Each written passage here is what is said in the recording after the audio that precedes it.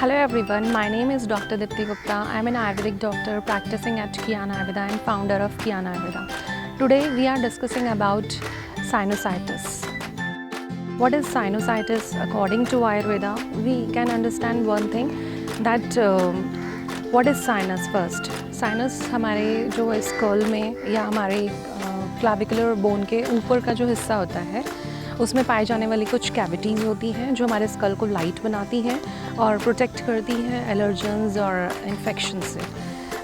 यानी कि respiratory system को प्रोटेक्ट करती हैं। तो यानी कि किसी भी कारणवश अगर उस कैविटीज़ की म्यूकस मेम्ब्रेन में इन्फ्लेमेशन आ जाए या वहाँ पे म्यूकस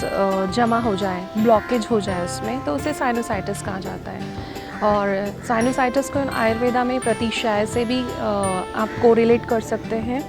और विभिन्न अवस्थाओं में जब हेडेक की अवस्था होती है तो सूर्यावर्त से भी इसको कनेक्ट किया जा सकता है। तो प्रतिशय की अवस्था में सबसे पहले जानना आयुर्वेद की दृष्टि से ये ज़रूरी है कि आपको साइनस में इन्फ्लेमेशन क्यों हुआ है, इसका कारण क्या है। तो इसके रूट कॉज पे अगर देखा जाए तो बहुत सारे कॉज हो सकते हैं कि क्यों साइनस में इन्फ्लेमेटरी प्रोसेस स्टार्ट होता है, क्यों वो ब्लॉक्ड होता है और कैसे होता है। यानी कि आपकी खाने पीने की जीवन शैली, sedentary lifestyle, lack of breathing practices like pranayama, exercise इनका ना होना और बैठे बैठे सिर्फ खाना खाते जाना और अजीर्ण की अवस्था या बिना पचाने की अवस्था में भी बार बार खाते रहना, जिससे क्या होता है रिपीटेडली दोषों में पाचन के साथ साथ खाने पे पाचन की प्रक्रिया के साथ साथ आम की उत्पत्ति होती है, जिसे हम टॉक्सिन्स बोलते हैं या आमा बोलते हैं आयुर्वेद में। वो टॉक्सिन्स जो होता है आपके जो भी वीकर सेक्शन होता है वहाँ पे जा कर के अक्यूमुलेट होता है। जैसे आपको एलर्जी है किसी चीज़ से, डस्ट से एलर्जी है या पॉलन से एलर्जी है, कोई कॉन्टीन्यूसली आपको इरिटेंट सब्सटेंसेस आपके संपर्क में आ रहा है, तो उससे भी जो है कि आपके साइनस की म्यूकस मेम्ब्रेन इन्फ्लेमेशन स्टार्ट करती है। साथ साथ में खाने से उत्पन्न ये आम दोष भी वहाँ जाके संचित होता है और वहाँ पे पाए जाने वाला यानी कि क्लेविकल से ऊपर का जो पार्ट है वो बेसिकली माना जाता है कि जितने भी कफ दोष से ग्रस्त प्रॉब्लम्स होती हैं उसमें जो होता है साइनस में बेसिकली म्यूकस मेम्ब्रेन आम दोष के साथ इकट्ठा होकर के साइनस को ब्लॉक करता है। उसके बहुत सिम्टम्स देखने को आते हैं कि जैसे कि जब नेज़ल ड्रिपिंग होना, हेडेक्स होना या बहुत ज़्यादा जो है एलर्जीज़ रहना, स्नीजिंग होना, रेपिटेडली स्नीजिंग होना और हेडेक की अवस्था होना और पाचन की प्रक्रिया का विकृत होना। और ये जो आयुर्वेद में इसको देखा गया है तो इसके क्लासिफिकेशन बहुत तरीके करे गए हैं कि किस किस दोष की अवस्था में कितने प्रकार का ये प्रतिशय या नजला या जुखाम के रूप में होने वाला जो साइनोसाइटिस है ये हो सकता है। ये वात दोष की प्रधानता से, जिसमें कि रीज़न ये होगा कि वातिक आहार विहार का सेवन ज़्यादा किया गया, लाइफस्टाइल वात को एग्रवेट करने वाली ज़्यादा पाई गई, या फिर जो है बर्निंग सेंसेशन या हीट का जैसे नेज़ल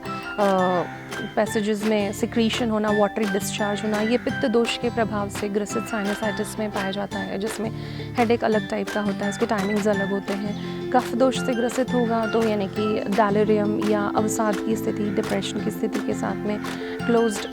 चैनल्स होने की वजह से जो है म्यूकस डिस्चार्ज बहुत ज़्यादा होना या टॉन्सिलाइटिस का डेवलप होना, ये सब होना। और ऐसे ही त्रिदोष अवस्था में या कोई ट्रॉमेटिक कंडीशन में भी अलग अलग प्रकार से इसका क्लासिफिकेशन किया गया है। तो इस प्रकार से हम देखते हैं कि विभिन्न कारणों से उत्पन्न होने वाले प्रतिशय या साइनस में इन्फ्लेमेशन के रीज़न अलग अलग होते हैं, तो उनका ट्रीटमेंट भी उसी हिसाब से अलग अलग होता है। बेसिकली ये देखा जाता है कि जब आपका आम दोष संचय नेज़ल कैविटीज़ में या म्यूकस मेम्ब्रेन जो है सिक्रीट कर रही है, वो बार बार रिस्पॉन्ड कर रही है कि वहाँ पे कुछ इरिटेंट सब्सटेंस है जिससे वो आपके रेस्पिरेटरी सिस्टम को प्रोटेक्ट करना चाहती है, तो दैट इज़ द सिग्नल और साइन कि हमें इसको तुरंत अपने आसपास के एनवायरनमेंट को, अपने खाने पीने की चीज़ों को, अपने लाइफस्टाइल पे थोड़ा सा लुक देने की ज़रूरत है, कि देखने की ज़रूरत है कि क्या कारण है, कि क्या डिस्कम्फर्ट है हमारे आसपास या क्या डिस्कम्फर्ट या किस डीरेंजमेंट से हम लोग अपनी जीवन शैली को जी रहे हैं। अगर हम इसे करेक्ट करेंगे तो हम उससे निजात पा सकते हैं। लेकिन यही जब प्रॉब्लम जब कॉन्टीन्यूसली इरिटेटिंग बिहेवियर जो यानी कि लगा रहता है, कॉन्टीन्यूसली आपको स्नीजिंग रहना मॉर्निंग में, पॉलन से एलर्जीज़ रहना, या कॉन्टीन्यूसली हेडेक, थ्रॉबिंग पेन होना, या आपके फेस में साइनस की पोजीशन पे जो है आपको इन्फ्लेमेशन होना, चिक्स इन्फ्लेम्ड होना, ये सब कंडीशन पाई जाती है, तो सबसे पहले डॉक्टर से आप विज़िट करके, किसी भी आयुर्वेदिक डॉक्टर से विज़िट करके रूट कॉज के हिसाब से उसका ट्रीटमेंट प्रोटोकॉल फॉलो कर सकते हैं। और अगर इन जनरल कुछ बहुत लंबे समय से नहीं है तो कुछ आप अपने तरीक़ों से भी रसोई में पाए जाने वाले कुछ मसालों से भी और कुछ डेली हैबिट्स को सुधार के भी इसको ओवरकम कर सकते हैं। सबसे पहला तो ये कि अपनी अग्नि के सापेक्ष खाइए, जब पुराना खाना पच जाए तब दूसरा खाना लीजिए, और भोजन के जो 3 मेजर मील्स हैं उनको फॉलो करिए, बीच में स्नैकिंग को अवॉइड करिए, फास्ट फूड और जंक फूड को अवॉइड करिए। दूसरा हम कह सकते हैं कि शोधन की प्रक्रिया में अगर देखा जाए, पंचकर्म की दृष्टि से देखा जाए, तो नस्यम एक ऐसी पंचकर्म प्रक्रिया है जिससे हम इसको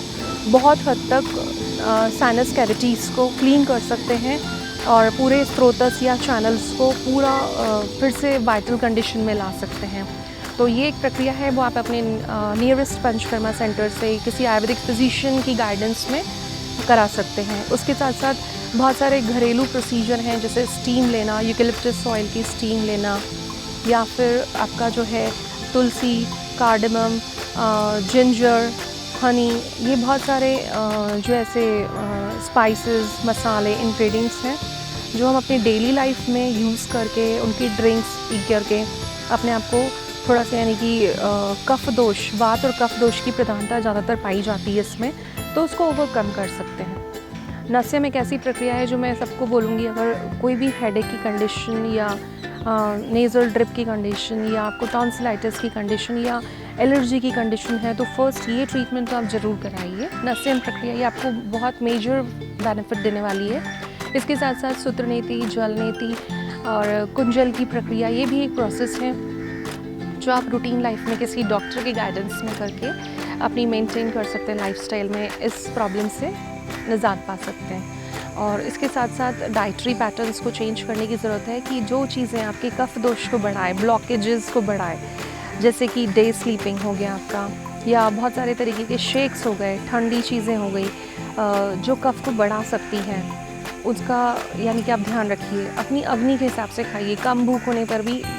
बड़े बड़े मील्स लेना, बार बार फ्रीक्वेंट मील्स लेना, इसको थोड़ा अवॉइड कर सकते हैं। और सबसे बेटर है कि भ्रामरी, प्राणायाम या जो बहुत सारी रेस्पिरेटरी एक्सरसाइजेज होती हैं, किसी अच्छे योगा इंस्ट्रक्टर के गाइडेंस में you can start this thing, और बहुत ईजीली आप इससे यानी कि रिकवर हो सकते हैं साइनसाइटिस से। और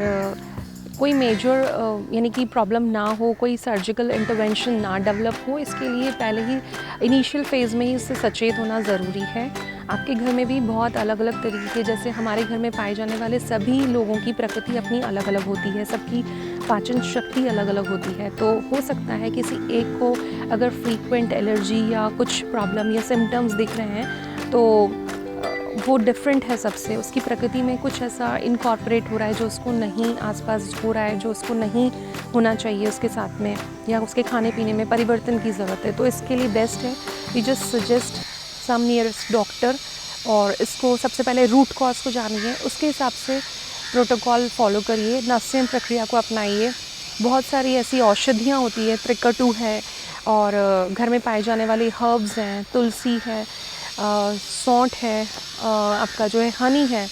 ये आपको फ़ायदा कर सकता है इसको ओवरकम करने में। और बहुत सारे ब्रीदिंग प्रैक्टिसेस हैं, एक्सरसाइजेस हैं जो आपको गाइड कर करके आप इससे मीन्स